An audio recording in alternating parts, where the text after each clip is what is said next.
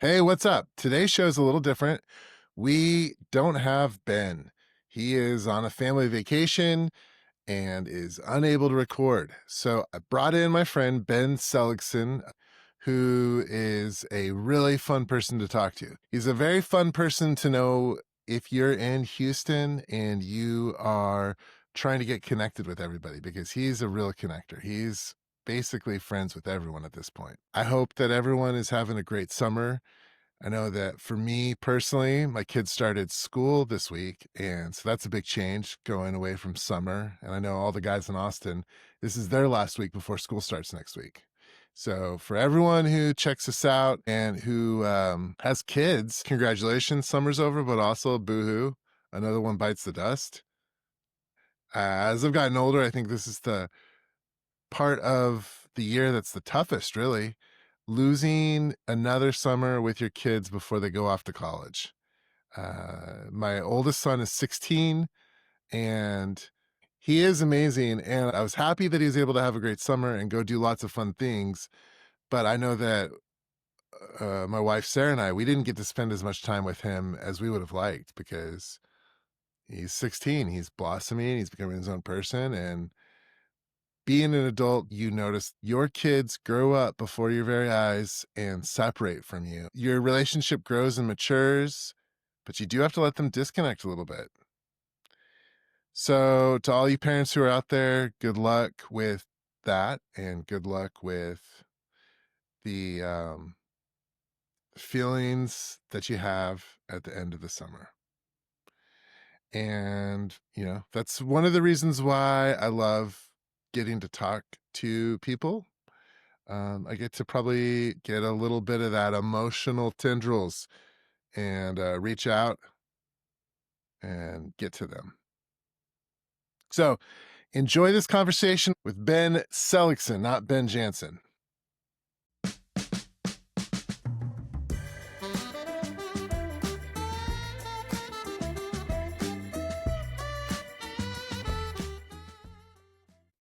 Dude, I love this idea of office hours, by the way. Uh, and you could roll on this. I love the fact that you just like, yeah, hey, this is my office hours, what we chat about. I think that's great. It's like you're a TA who has office hours and we could just come in and chat with you. Or you're a professor. I'm sorry. That's the point. No, a TA has office hours too. I would like to Yeah. be a professor. Right now, I'm still a TA. Yeah. I haven't turned in my thesis and gotten it approved. That's for sure. No, I love that. Is that what do you got behind you there? What is that? Um. Okay, wait. I Right over see a here. microwave, and then what's on top of the microwave? Oh, I have an espresso machine. In your office? Yeah, man. I'm not fucking around with bad coffee. Dude, I love that. And What then kind of coffee are you using? um ooh, I ran out. I was traveling, bought a 2 pound thing of Starbucks. They're blonde roast, so you know, I don't it think that is Starbucks is going to be a potential sponsor, but I'm just going to go ahead and badmouth them here. okay. No, sir. No, sir. You live in Houston. You have access to fantastic coffee. By the way, But yeah. Greenway coffee is like my favorite coffee in the world.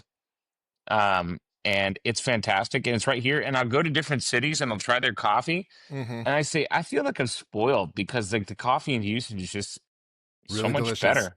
Yeah. Yeah, Shout out to Greenway. Shout out to David and Eki and Nikan. Yeah. They they work so hard to elevate the coffee scene in Houston. I know that David travels every year to all of the national competitions and meetings, and so does Nikan. And they pay for their baristas to compete in championships, and he's yeah, so supportive. I can't tell yeah. you how many people I know that have been helped along in their career by David because he's such a generous soul. And funny you bring him up because he is sort of a example to me of like how you can be a great business owner and Hmm. also be someone who lifts up your whole community. So yeah, shout out to those guys.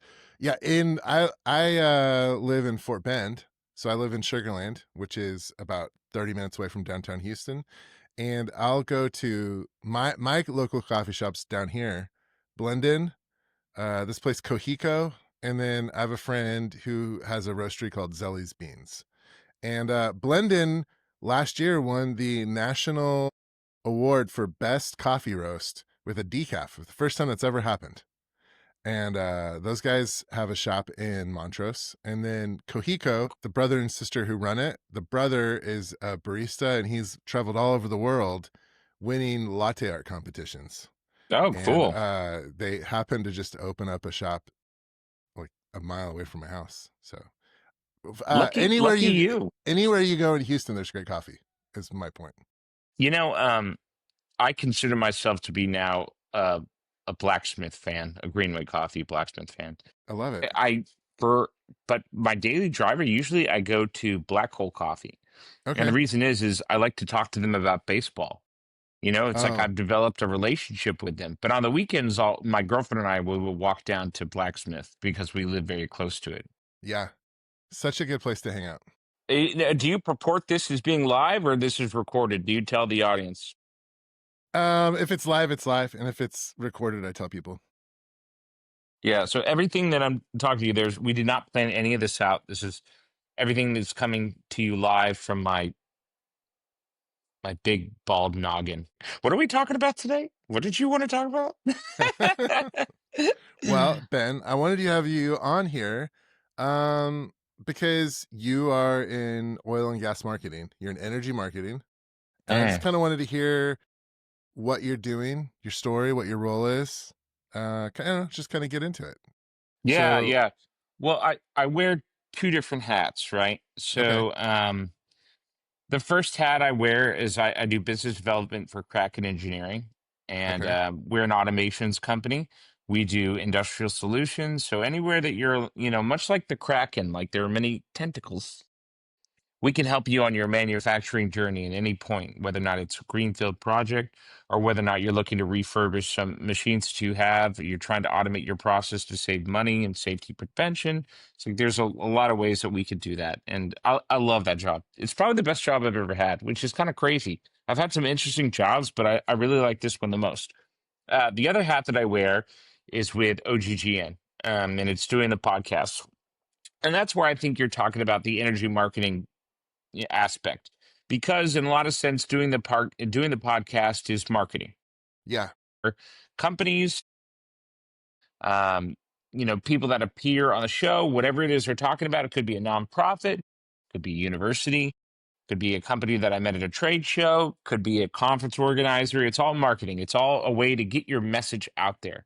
mm-hmm. And that's what I really enjoy about the podcast. So I host the Energy Trade Show podcast on the OGGN network. And what that essentially means is I go to all sorts of events happening in the Houston area, whether or not it's OTC or Sarah Week or NAPE or the energy trading conferences sponsored by Reuters or the geological image, the geosciences and energy conference. I go to all of them. And Okay. what I do is I let people come on and I just let them tell their story. And like I said, if it's a speaker, whoever it is, but the common theme to all of it is it all deals with energy. It's all about how the energy conversation makes sense. And I love that. And I love the podcast because it's a business development tool for my role at Kraken Engineering. So I might Yeah. meet somebody who's like, we're big into energy, we're big into data centers, this is what we do, this is what we build. And I might say, hey, there's an opportunity for us to work together. But first, let me talk to you about podcasts. Let me hear your story and what you got. So you build that trust. And then you could say, if they're interested, like, hey, there might be a referral or somewhere down the line, you could maybe work with us or work with Kraken because of what you do. And uh, that's how I do my marketing in a kind of a way with podcasting and, So, and, and branding. okay. So, can you explain to me what the difference is between business development and marketing? Because I don't know if I fully understand that. Yeah, it's tough because as a, I'm a marketing guy that turned to sales guy, right? For a long time, I was in marketing. Business development, it's another word for sales, right? But also at the same time, it's spreading your message. So there's like a little combination. I like to think that business development combines both of them. There are some roles out there where they say business development, all you are is sales. Yeah, that's what you do. That's fine if that's what that works, for that company. But for myself, I like to define business development as a nice blend of both. Being able to spot and say, hey, this would be a good marketing tool that we need on the sales side. Let me go ahead and help develop that, and then I'll be able to push it from the sales side. But you're asking the difference between business development and sales, correct? Well, and marketing. It's one of those things Yeah. that I don't understand very well. I'm Yeah. I'm you know me. I'm kind of an idiot. I've only done one thing my entire life. I've Dude, only made videos. And so one of the purposes of this conversation is for me to just learn about what other people do in their jobs. Cause I yeah. sometimes will talk to people and I can talk to you about how to craft an image or how to tell your story.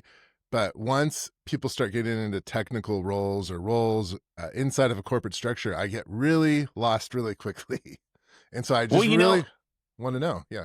you're right, because it means so many different things to so many different people. You might be talking to two different executives, and their idea of marketing and business development can be completely different. It's, what forms their idea of what it's supposed to be. How's that role? And what's cool about the job itself, when someone says that you're a business development director, you can be like, all right, well, tell me what you do, because that can mean so many different things. It can mean, yeah, again, I only focus on sales, or Hmm. B, I help craft the message for sales and for marketing, or B, I really work in our marketing team to help craft our sales or to help guide our sales team. So there's a lot of different ways of business development. It's kind of a shifty title. Anybody Yeah, could say that they're business development and they could be in sales. You know what I mean? So for sure. um, And so, that's what I say. in your role at Kraken, you are doing a little bit of marketing, you're doing a little bit of sales. And Yeah. so, how does that work? Like, how do you split the difference, or how do you determine what to do? So, okay, so we have a marketing team that we hire, right? Shout out IT Vibes. I really like them a lot. They're a good marketing team. They do a lot of our stuff for our LinkedIn and a lot of our social. But at the same time, as the business development sales guy, if I want to put on that hat, I sometimes will say, hey, it might be wise to do this or to create this collateral, or let's do a video highlighting this, or hey, I'm going to be at this trade show. Can we get a video on there and then let's post it to social? Or do you have any ideas on how we should structure that, or what we should do? So I kind of wear the hat as a sales guy, but I'm also an advisor to our marketing team because I'm the one actually out there selling. The marketing team that we use, they're not at the trade shows. They don't see what I see. So Hmm. it's like they're not getting the full picture. If I can go back and communicate to them exactly what I'm seeing and what I think would be beneficial for our brand, for Kraken, then absolutely it helps them understand a little more and help craft the image or help craft our message or our campaign, whatever we're doing. So at Kraken, how do you, as a salesperson, when you're in that role, how do you use marketing? Like, as someone who I've never done a sales role, I'll make these videos, and I'm always curious, like, how do they get used? Like, so, yeah, in your, How do I use marketing? yeah, Is that when your yeah, question? I know that's kind of a stupid question, but does that make sense? Like, how do Yeah, you, yeah. as a sales guy, like, what do you take from marketing materials, or how do you use them to do a So sale? So if I'm introducing myself to someone, or let's say that I'm at a trade show, Hmm. I have collateral that the marketing agency makes for me that I can go and I can hand out, and I can hand out my business Like cards. print stuff and business Sure. cards. Yeah. Print stuff works, business cards. I can also, if they create a video for me or a small slideshow or something, I could deliver that via email after I make the contact. So I have someone's, let's say we make an introduction, they give me their business card. I can take their business card, put it into my CRM, and then develop a list of the people who I've met, and then dump that to the marketing team, and they send a newsletter to them. Right. They could say, okay, we have all this, we have all these emails that you've got. Here's your newsletter, and then that newsletter gets sent over to them. Then they can say, okay, this person opened it, or here's the rate that it was opened. This is what was affected. This is what was successful. We had a link on there. Here's how many people, hit the link. That's kind of how I use that. And from that, I can gauge and make a guesstimate about where I should be focusing my efforts. Oh, snap. Like this had a 60% open rate. I also had a video in there, and it looks like 40% of the people watched the video. And then I could say, okay, what should I be talking about in the video in order, if people are actually watching it, what should I be talking about there? Should I be talking about a new product or service that we're unveiling? Should I be Yeah. talking about the brand itself? Who's my audience and who am I getting out to? So Because you're using the open rate and weigh the information you get to determine, like, hey, this is what people are interested in, and this is what I need to Yeah, talk about. yeah. So it's like I'm not going to have like it's like who is Kraken, right? If I send out an email with that and it says who's Kraken, like watch to know more, and like 20%, 10% click on it, right? But if I'm saying like I help this company, increase their sales revenue by 60% with this simple trick. You kind of bait the headline a little bit and people Mm-hmm. be like, all right, I'll watch it. And there's more like 60% there. So it really just depends on how I want to craft the message, what I'm trying to promote, what I'm trying to send out. Okay, There's that's so cool. many ways, Trey. There's so many different ways for marketing. I mean, like the thing I would suggest to people is like if you're just sticking your toe in, or if you have any ideas, to talk to somebody, talk to someone who's already been there, Yeah. talk to a marketing agency or a fractional marketing person, whoever you use. So many different things work for so many different people. It really depends on what you're selling. And then the podcast, how does that interact and make you a better business development person? The podcast is all about branding myself. Okay. So I'll tell people it's 2025. Like there's a lot of things that worked maybe 12, 10 years ago that don't work now. Mm-hmm. And what really works for me is establishing credibility and relationships, right? Yeah. If I can meet people and I can bring them on the podcast, I establish trust with them. And they could say, oh yeah, I remember Ben. Ben interviewed me at that show last year, and he lit me up on LinkedIn, he tagged me, and then here's a post. And sometimes I even share this. I know that at some point, if I need to use Ben's services, I can, call up Ben because I trust him because Mm-hmm. he's somebody that helped me out, right? So podcasting is a little more about how do I establish that trust and credibility with people, just by being a curious person. I'm very fortunate enough in life that I'm pretty curious about what people do just in general. Like, Yeah. what do you do? Tell me about that. That's really, I want to hear about it. And I get to, with the podcast, I get to share that with other people as well. Like for example, like last week, I was in Midland for an excavation safety summit. I don't know shit about excavation safety. You know what I mean? But it's like, who was there? Like Texas 811, call before you dig. And I was like, that's pretty cool. I don't know anything about them. Like, what do they do? And I learned so much. And I got great stories out of it too. People talking about how, Wait a you second. know, Is Texas 818? Is that their phone number? 811, Texas 811. It's the law, Trey. Is the Okay. law. If you are digging in your yard, you have to call it Texas 811 before you dig. Call before you dig. It's the law. Do you know why it's the law? So you don't hit some. I don't know. I don't know what's left. Why? Tell me why. Because there are financial liabilities. There are also safety liabilities. I mean, that includes like loss of life too. God knows, what if you're like digging up a fence post and you hit a gas mill or a wastewater, and then all of a sudden you blow something up? It happens. It's happened before. And they gave me a crazy stat that was like 25% of the people who call into Texas 811 have already had an accident or have already hit something. Like that blows my mind. And they said, I was talking to one person, they said it was up to the liability that this guy faced because he didn't call before he dig, and he was just using an excavator to like, dig a little hole in his backyard for a pool or some shit and hit a gas line. $500,000. $100,000 that you're liable there for. I don't think your Jeez. insurance company would like that too much. Your rates would probably go up astronomically after that. So anyway, yeah, I learned a lot of cool stories about Texas 811 that I had no idea about. And it's just by being a curious person, and I enjoy that. The podcast lets me do that. Okay. Um, I don't want anything in return either. There's there's something I've been exploring recently. I read a book called Unreasonable Hospitality. Are you familiar with that book? No, but I love the Okay. title. That's kind of how It's I an approach life. Yeah, 100%. It's a New York Times bestseller. It's a great book. And it's about these people who try to create the best restaurant in the world. And they realized, food can only take you so far when being the best restaurant. Really, you have to create an experience and the hospitality. And like, how do you create that experience that you walk out of some place and say, that was the best dining experience I think I've ever had in my life. Yeah. It wasn't just the food, it was the whole enchilada. That was a food reference too. I like that I said that.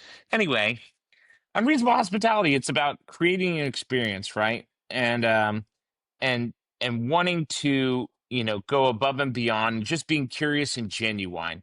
If you take that principle and you bring that into business development, right? If you are a person who's just hospitable, if you're a person who just likes to do things to make people happy, just because you're curious or you want to shine a light on something that you're unfamiliar with, there's a good chance that you might be a good business development person as well. Because people can smell you from a mile away. If you come at something and you're not genuine, all your relationships are transactional. You do things because you expect something in return. People understand that. People see that coming from a mile away. It sucks. It's not a good way to do business. No. Yeah, but if you overwhelmingly have a curious nature where you generally like to help people, or you're just a friendly person like yourself, and like hopefully some people will say that about me as well. I feel that you'll find out that there's a lot more success that will come to you in life, Yeah. um, because of just being a friendly person. Okay. Have you been friendly your whole life? Have you ever gone through a period of life where you were unfriendly? Yeah, I'm sure we all have. I'm sure I was a little jerk when I was a teenager.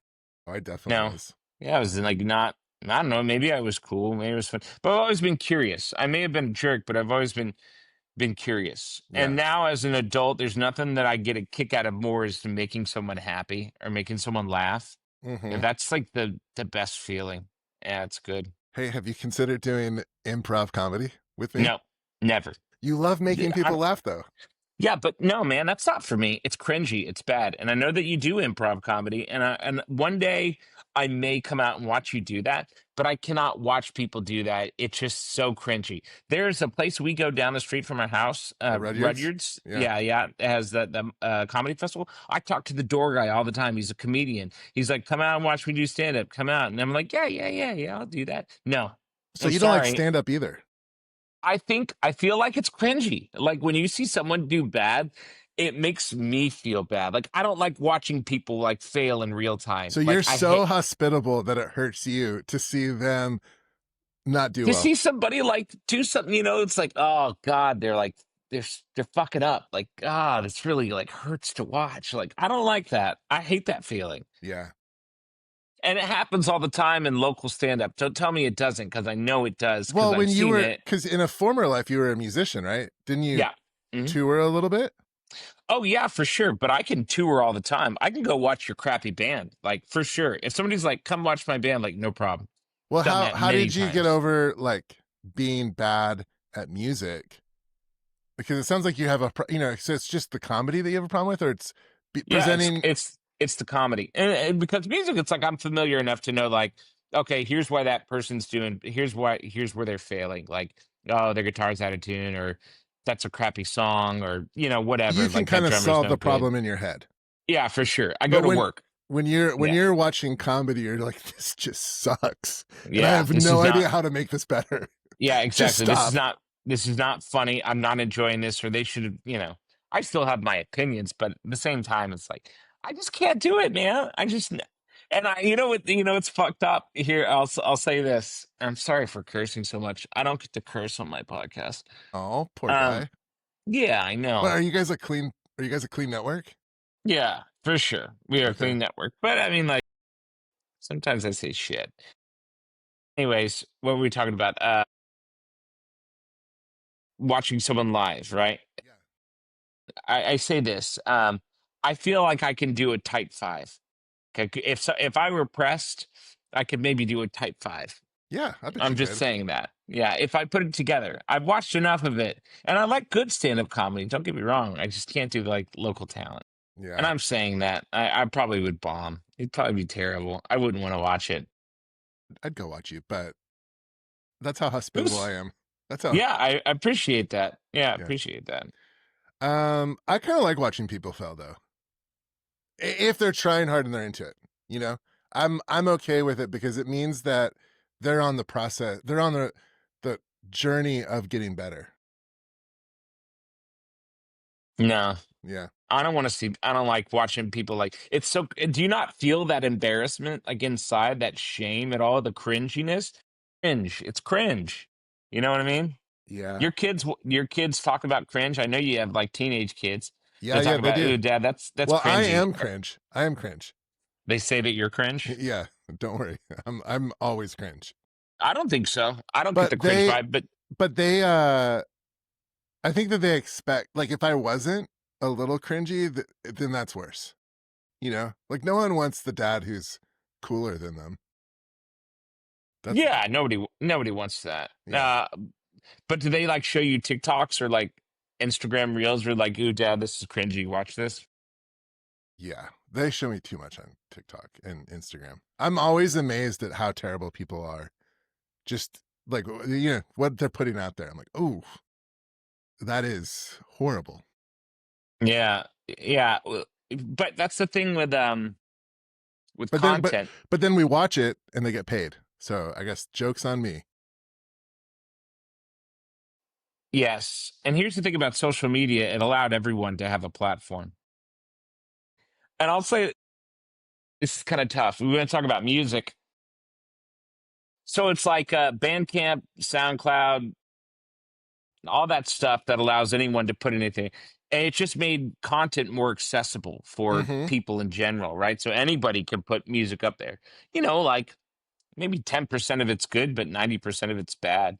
And Yeah, then, bad from like a convention. There used to be gatekeepers. There are no more gatekeepers anymore. Anyone can post anything that they want about anything. that's Like true. stand up comedy, cringy material, TikToks. It's like it gives a This platform to, this to podcast, everyone. this Yeah, this situation right now. podcasting for sure. Like I love that my friends can make fun of me about the podcast. Like, yeah, you gonna podcast that? I was like, I just might. But anyways, the internet has given people the platform to say whatever they want, to share whatever they want, whether or not it's music, art, stand up, whatever it is, like it's all over. Like, anyone can share anything. So now it's like there's a lot of shit that you have to sort through to find good content. Mhm. And luckily, like when people like things, kind of gives you a clue like, oh, the million people like this, so I'll give it a watch, see if it's good. But if Yeah. like 700 people be like, I'm not going to waste my time with that. To bring it back to your professional Yeah, life, what have you put out there podcasting that's been popular that really surprised you? nothing. No, I take that back. There's some things that work better than others. I mean, Yeah. like I post everything on LinkedIn for the most part, all the clips and whatnot, and I'm really surprised like what takes off and what Mhm. doesn't. Like recently, so I did like an interview with the K. Bailey Hutchinson School for Energy, and like that posted really really well, and I was like, okay, cool. So I think it hit a lot of people, the university. So I that was successful for me personally and as a impression standpoint. But I feel like I'm just putting it out there. And whatever it is, sometimes I think it's a good post, sometimes I don't. Sometimes I think it's a good podcast, sometimes it's whatever. Sometimes things surprise me. I really can't give you an example because there's been so many, but just like I Yeah. didn't think people would pick up on that, but sure enough they did. And it almost like it makes you doubt the formula because you've been like, oh, this podcast is going to be great. Like this guy was talking about this. That's so cool. And then like nobody Mhm. listens to it. And then there's another thing where it's like you talk about something like carbon sequestration and hydrogen. You're like, oh, this is whatever. And it's like, oh, shit. Like this has tons of impressions and tons of listens. Where did that come from? Why did people like that? So it's a toss up. Nobody really knows. Marketing's kind of a toss up. But Yeah. yeah. That's what I always like I always feel like when I talk to, you know, just like like deeply entrenched marketers and they're like, "Oh, this is the formula." I'm like, "How do you know? How do Yeah. you like I would love to see what they're doing to understand better." Because I'm Yeah. always like when I make videos, I generally know what makes a good story and what gets people to watch.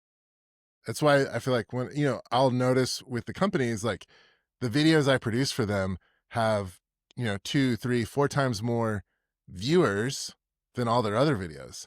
Um, and it'll be like for random companies, and you're like, okay, well, I guess people at least stuck through it.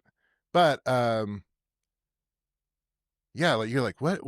Like when someone's like, oh, I can like definitely do this. I'm like, how do you guarantee that? Yeah. Well, But I'll tell you this. I know but what not to do. what's not to do? Yeah. What's the? I mean, boring headlines or like not descriptive copywriting, just things that are just like, nah, this is blah. You know, you can look at it and be like, that's bad. That's bad. Yeah, That's for no sure. one. Yeah, no one's gonna like that. But that You know, comes down more to anything that. taste, right? Yeah, well, anything that seems like super AI generated. If I could tell somebody's like just threw something into Chat GPT and then pasted it, I'm like, Please don't do that. I didn't do it. Yeah, I don't want to do that. I don't want Please, to. I don't want please, to spend my or time at on least this. if you're going to do that, please take out all of the M dashes and emojis on your Yeah, LinkedIn post. So I yeah, for know that. sure.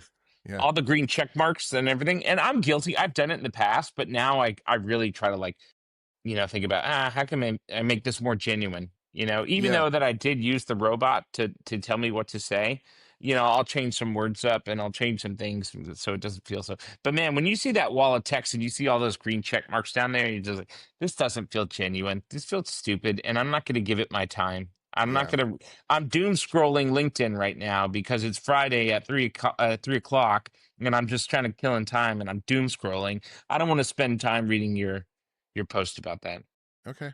which is hard. And it's hard to say because like you have friends, you watch people that you like post that shit, and you're like, I want to tell you that I don't like this, but at the same time, I don't want to come off as being like a pompous dick. Yeah, I'm going to start doing it though. I'm going to be like, Ben told me to tell you to shut the fuck up. I would love that. I would like to bet, it's got a little meme of me like pointing at you. Ben Oh, says to shut the fuck up. oh, Don't use AI prompts. this is getting memed for sure. That little point. Yeah, you Yeah, oh are. God. Sorry, buddy. Um, any I'm enjoying this. I'm no, no, keep on. Yeah, you can keep rolling with me for a minute. I'm enjoying this just a lot. yeah. Well, I was gonna say any other, because I feel like one talent that you have is you're connected to everybody. I feel like you're always doing stuff, meeting people. Like, how do you know the ambassadors to Canada? How do you like? How'd you end up? How'd you end up in Midland at a expo? Yeah. But like any insight onto like that part of your personality that allows you to do that? I don't know if it's the part of my personality more as my persistence and willingness to show up. Okay. And I think that that's like the key is if you're not in the room, no one's going to talk about you, Yeah. right? If you're not in the room, you're not going to have those conversations. But if you're willing to put forth the effort and show up, and that's 90% of it. Let's be real. Is be willing to say, yes, I'll do that. Yes, I'll do that. And there are going to be things I get invited to like trade shows or summits or stuff like that all the time. I was like, this is going to be lame. I don't want to go. And then I go and I end up meeting somebody that I never would have thought I would have met. And it leads to a wonderful opportunity. That has happened so many times. I cannot stress to you the importance it is and the amount of times that good things have happened to me in my life just because I showed up. Perseverance, I think, is the part of my personality that, kind of shines there. Willing to show up, willing to talk to people, willing to be genuine. I'm lucky enough that I've had great opportunities. It's because, you're curious and you generally show a willingness to help, and people enjoy that. Listen, somebody told me this once recently, and it kind of blew my mind. They said that they paid $40,000 to go to a class about self-awareness, how to be more in tune to find the next big thing. But it really made me realize how much of business relationships are all about genuinity. Genuinity. Is that the right word? Did I say that right? I think you just Genuality? I think you just made up a word, and I'm Did I I'm just here. really? I'm here Oh, for I'm that. just saying being genuine. He's like, because everybody in that room on a scale of 10 being the most transactional relationships, everybody was at a 10. But really, you need to be at like around a 3, which Hmm. is like, 0 being, completely and utterly, altruistic and, Well, and wonderful. you don't talk about yourself, and so you don't let people know what you need. Yeah, exactly. And then 3 being, it's like if you're around a 3, that's a good level. So Yeah. 10, it's like he realized that my friend was like, "Oh yeah, everything that I'm doing, it's transactional relationships where I just need to have a better relationships in general, and I need to be genuine in my business relationships." And if Hmm. you combine that strategy with the concept of extreme ownership of owning certain situations no matter what, Yeah. it makes for a great business development person, a great through great relationships and good business. Because all business is relationship trading. going back and forth, saying, I want to do business with them Do you have any good mentors or anything that you've talked to lately that have for really sure. Yeah, I'm lucky that I have some people, I surround myself with that are pretty smart. Mark, of course, with OGGN, Mark LaCour, I love to bounce ideas off of him. I would also say there's a guy here with STS. His name's Chris Carville. I like to bounce ideas off of him, but mentors are super helpful. You asked a question, how do you ensure that something gets picked up or something gets seen or impressions, right? How do you make sure that? The answer to that is simply money. If you pay to boost posts, you pay to whatnot, you're gonna get the algorithm's gonna push you to people's feeds, and especially if you can do like some tricks, I think that that's a good formula. But that involves money to do something, viral. It takes a little more creative strategy so do you and use thinking. any paid, like, do you pay for any of your content to get it in front of people? No, no, I really have to want to push that. If somebody's like, "Oh, we'll give you a $200 budget to push this content," like, okay, I'll do that. But for the most part, we don't pay for content. Yeah. Cool, man. Well, I think I've taken up a lot of your time. Yeah, this has been fun though. I really enjoyed this. We can do this more. I would love to. I always enjoy talking to you. You're very thoughtful. Hey, it was a lot of fun. I had a really good time. Let's do this again, okay? Okay. All right, talk Bye. to you later. Bye bye.